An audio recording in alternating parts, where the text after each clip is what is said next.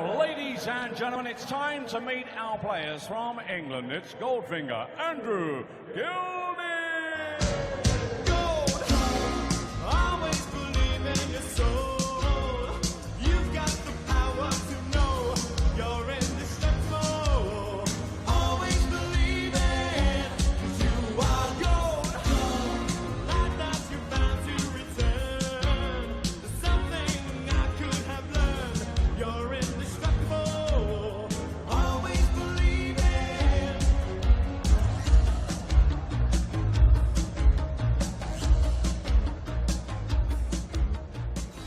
And now, ladies and gentlemen from Austria, please welcome Robbie Littlejohn Rodriguez.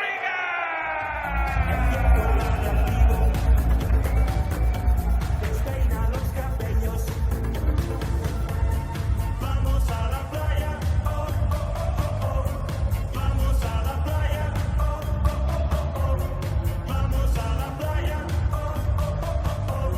Vamos a la playa. Oh, oh.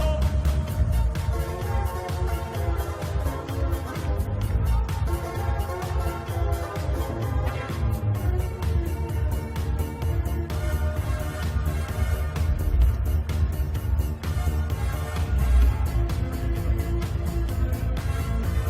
Oh, oh.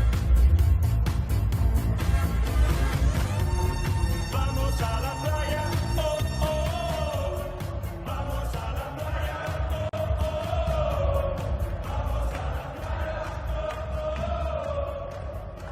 Well, we've just seen Keegan Brown have a whitewash win, 6-0, the former World Youth Champion, and he's followed by the man that he beat in that final at the O2. Robbie John Rodriguez taking on Andrew Gilding.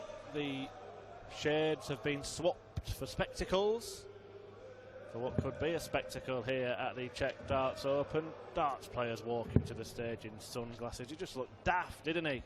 Paul Nicholson joins me for this one. No comment, Chris. Only cool cats can do that.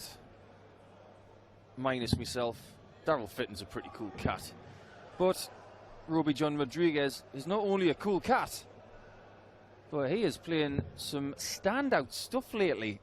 Statistically, he's probably playing the best darts of his life right now. I think if he was to find a bit of consistency with that, then he'd be making waves everywhere he goes. And make no mistake, a game against Andrew Gilding is always going to be difficult because Mr. Awkward is never easy to beat.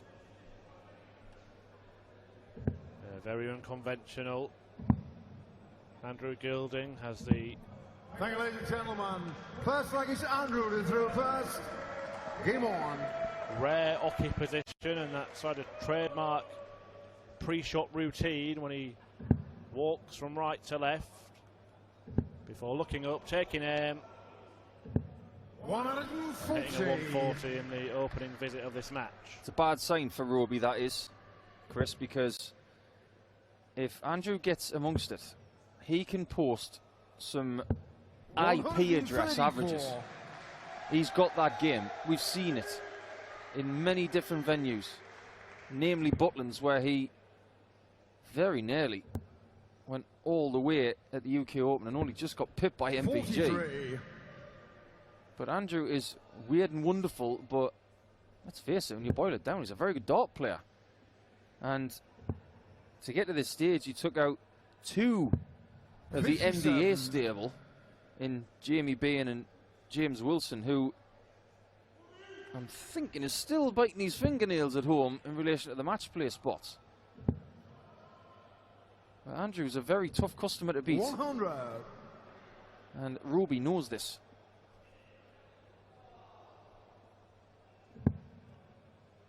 Robbie ranked number 100 in the world 100. ahead of this tournament, and I get the feeling that he's watched the World Cup of Darts the last couple of years, and that's been a motivation for him, having been in that tournament partnering Mensa Suljevic and having to watch Zoran Lerchbacher take his place. 140. I think certainly with some of the younger players who appear in tournaments like that as the national number ones or number twos, they would think that they'll be there for a long time to come. Then all of a sudden see that slip away. 124. Could be a sign that Andrew, you have to earn your place. Very much so. Andrew looking at treble 18. Pinpoint. As he is on double 12, and more warning signs for RJR. Game on. No hesitation back to the Yoki, and a perfect first start planted.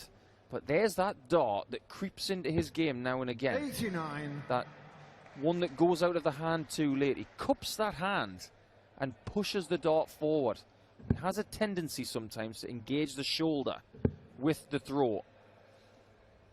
And I've been racking my brains about why he's decided to go on with the sunglasses, and I think he's just trying to relax a little bit. I think he's trying to have a bit more fun, and I think on the whole it's working, because we saw a couple of tournaments ago the way he played in Europe was just brilliant to watch. Maybe he's just following the footsteps of his darting hero. Well, fitting. You took the word right out of my mouth. 140. Hey, we can all try and be Daryl Fitton, but we'll never be as good as him. Mind you, pretty good. 140.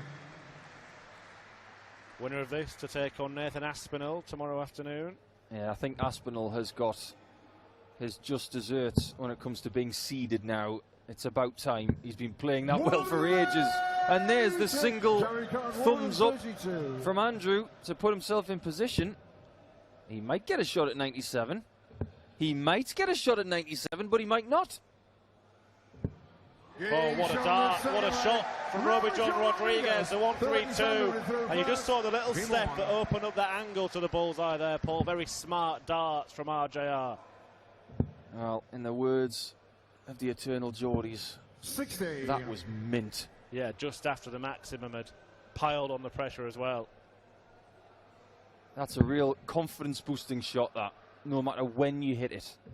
Michael van Gerwen's favourite checkout, of course, 1-3-2.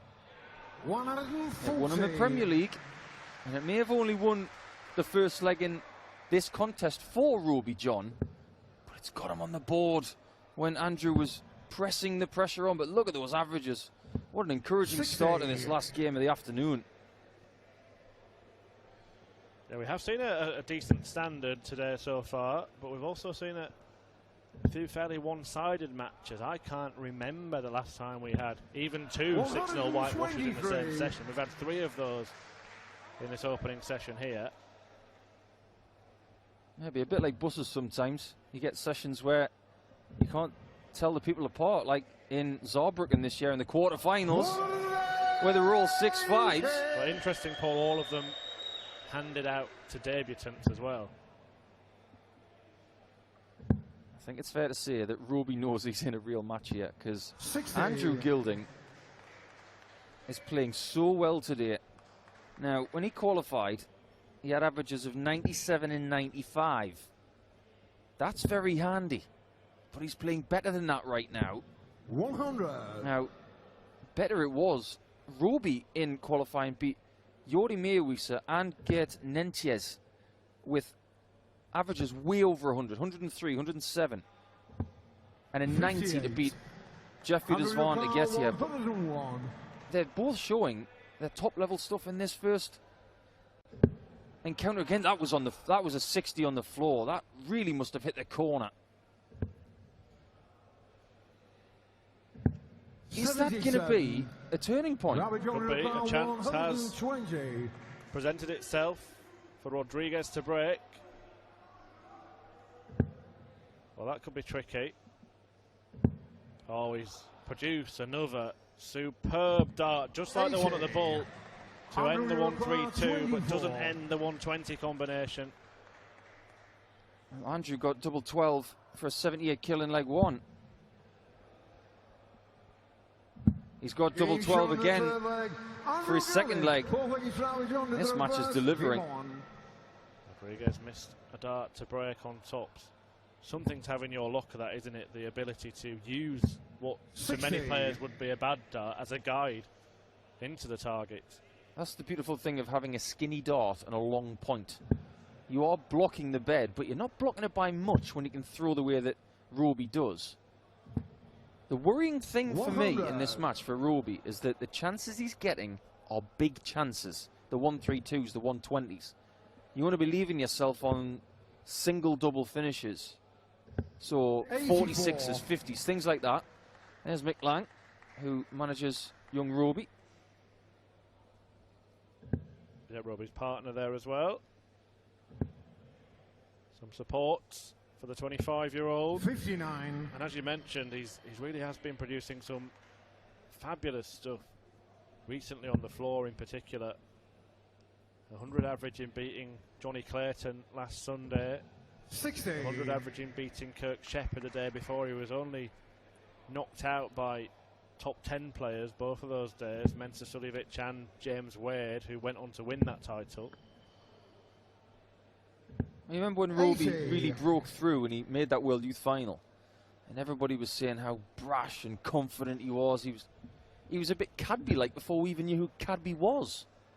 A shrinking violet compared to some of the players now. 57. But he really was confident and brash back then. He's lost a little bit of that, but part and parcel of just growing up, and he's still young, still learning, still a brilliant player. Now, that miss from Gilding 44. has given Rodriguez the chance. He needed a miss from Andrew to keep the advantage of throw. Well, needs to find a treble with the last dart to leave a finish. 90. Managed to do that, but if Gilding can pile something big in here, it will once again be an outside chance. Needs to sandwich those two with a 60. 58. Chose to go to the Now 18s. I can see the logic in that. 150. But still advantage Rodriguez. Another one of those will be handy.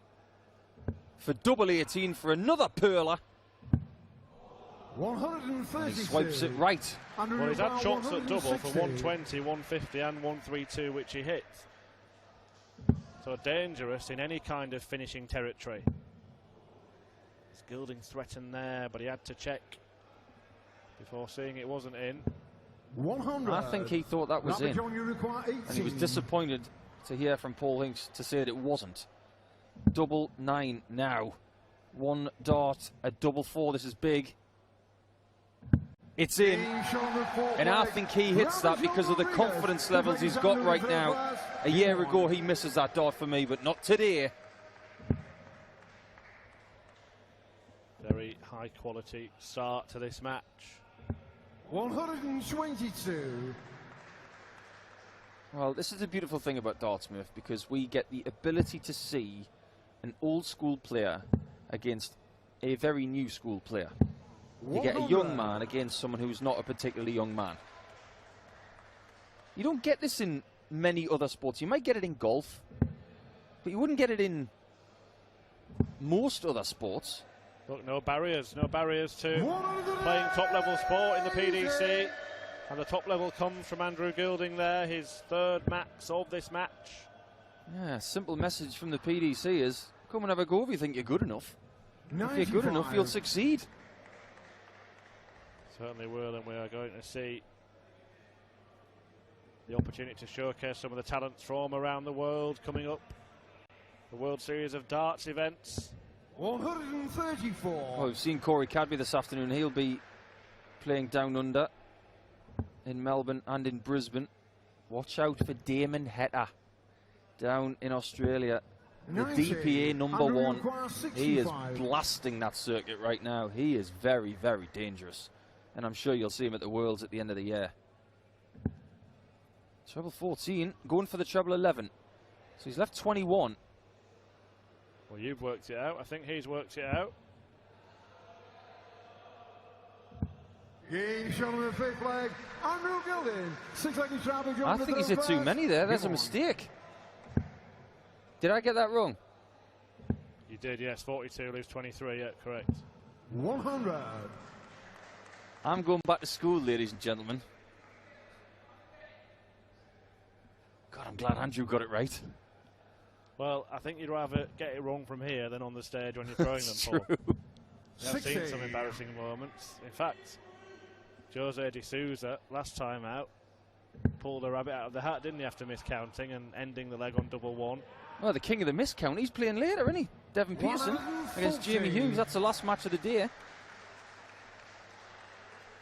don't think you'll like me calling him king of the miscount. Well, it's always good to be king of something. Mervyn King against Steve West is a bit tasty later. Travelled together as well, Mervyn and Steve. Mervyn said that the 2 times that they've travelled to the European Tour together, they've been drawn against each other. Those draws usually happen around the time the players are in the air, so they'll land at the airport. Who've I got? Oh, it's you. Well, it happened to William Borland and John Henderson, didn't it? I'm pretty sure that Andrew Gilding did not travel with Roby John Rodriguez because they live a couple of thousand miles apart. They're not too far apart in this match. Rodriguez looking likely to level at what seems certain to be the halfway stage because there is just nothing between them. Yeah, Andrew needing a full bag in order to put pressure on Roby. 100. He gets one bit of gold, and Roby should be 3-3 in a second. He will be if he hits double 6. Bit tricky now. And he's got it done. It would have been really tricky for him if he'd have left 3. But that's a really aggressive double 3 that he's hit. And he believes. And why not? He calls on the crowd for support. 140. But yeah, we have seen some fantastic stuff this afternoon and indeed so far in this match. And there are still plenty of big names to come this evening. Glenn Durrant kicks it off against Daniel Larson. Then that match you mentioned between King and West. 97. Willie O'Connor follows on the stage after that, and the likes of Christoph Ratajski, winner last weekend, Chris Dobie, who reached a final in Copenhagen, and standout ties at the end of the evening between Stephen Bunting and Robert Thornton, Jamie Hughes and Devin Peterson. And we do have more players who are vying for spots at the match play, but they have a lot to do. It's not single game success they need. They need multiple game success. They need to go deep here. Players like Ron Moulenkamp, who plays Jan Hlavacek, one of the home nation qualifiers, and we already have a home nation qualifier in tomorrow's draw. It'll be Ian White playing against Karel Sedlacek, which is going to be bouncing here tomorrow. Yeah, all that we do know is that Kyle Anderson will not be at the Winter Gardens. Keegan Brown, for now, has nicked his spots. I think I know what Kyle's doing right now. I think he's probably changing his ticket home to Australia for a couple of weeks sooner, and I don't blame him. It's fine lines when it comes to qualifying for things. It's sometimes just one match. O'Connor the next in line. As you mentioned, he must reach the quarter-finals to be in with a chance. 94. Oh, the way he's playing, who's to say he's not going to do that? Well, 71 is what Gilding needs to do here, with Rodriguez poised, and he's been getting darts at these combinations, so this might have to go, and it has gone. This is a very Andrew Gilding game, and I can say that as someone who's never beaten him, because you cannot break the guy. He's so strong in his own throw when he's playing well. It's almost like he's protecting it. Well, you would have run into Gilding at the time when he was the kind of new sensation on the PDC Tour, right? I'd seen him play county for Suffolk. I'd seen him around play a few of the things, and I thought he was half decent, but when he joined the PDC and he was sharing a room with Darren Webster, he went up to another level. He found another level of belief, and that's what happens in the PDC. Yeah, and you've almost seen the other side of that with Gilding, where he had such a sensational start that that belief kind of disappeared after a while when he started losing. Maybe it's back. Definitely is. I remember a time when he played on the European Tour and he had an absolute nightmare. I think he averaged somewhere in the mid-60s. Yes, I remember it well against Stefan Siegmann. That's right. Who was averaging in the same range for that 2-hour-long match. Yeah, I think Stefan Siepman, it's fair to say, got a little bit of fortune that weekend. Not only did he get a game against Gilding when he wasn't playing well, but he got a Joe Cullen next to who's not even very well. Well, that is now 5 maximums for Andrew Gilding. 59. And he's left himself in a very, very strong position here to get that crucial break of throw and put himself in pole position. Can still be done, this. Not anymore. Needed a treble for a dart at the ball.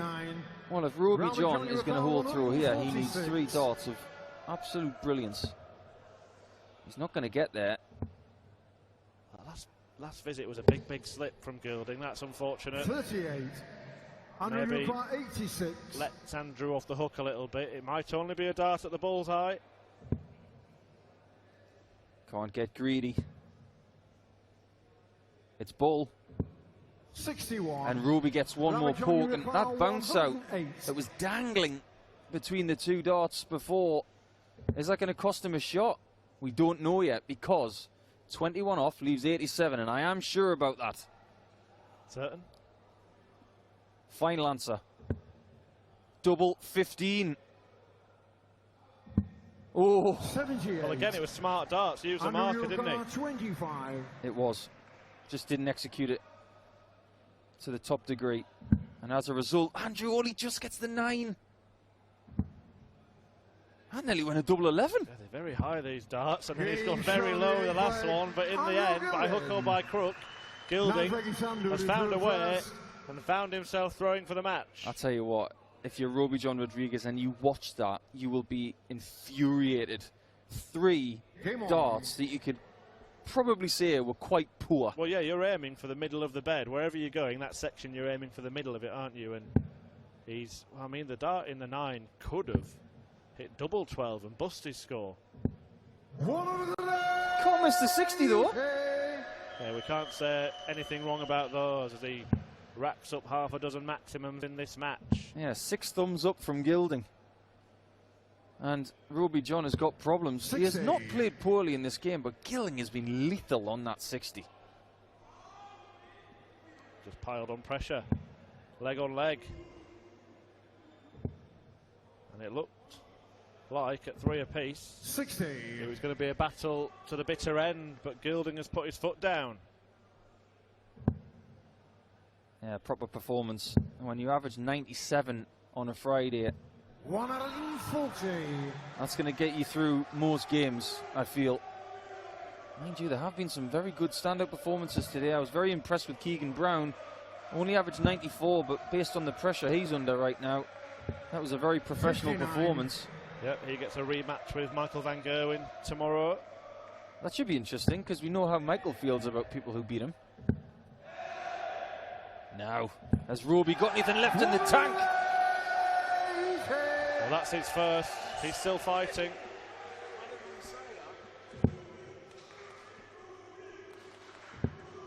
Can Gilding get a big treble? He can't. 52. And Rodriguez should have 6 darts from 121. He's got 96 left. Now he has to put his hands together and hope that Gilding doesn't hit the equivalent of 3 bullseyes. Surely look at 60 the way he's been finding it. Can't find it this time.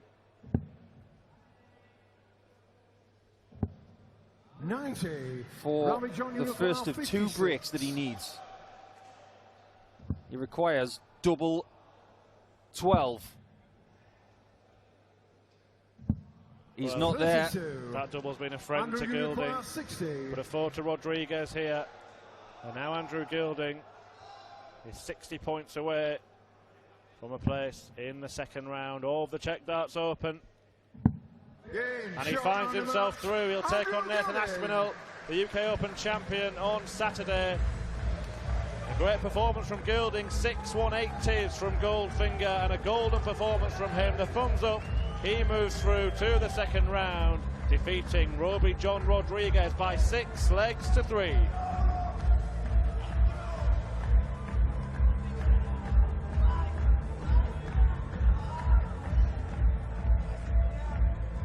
Back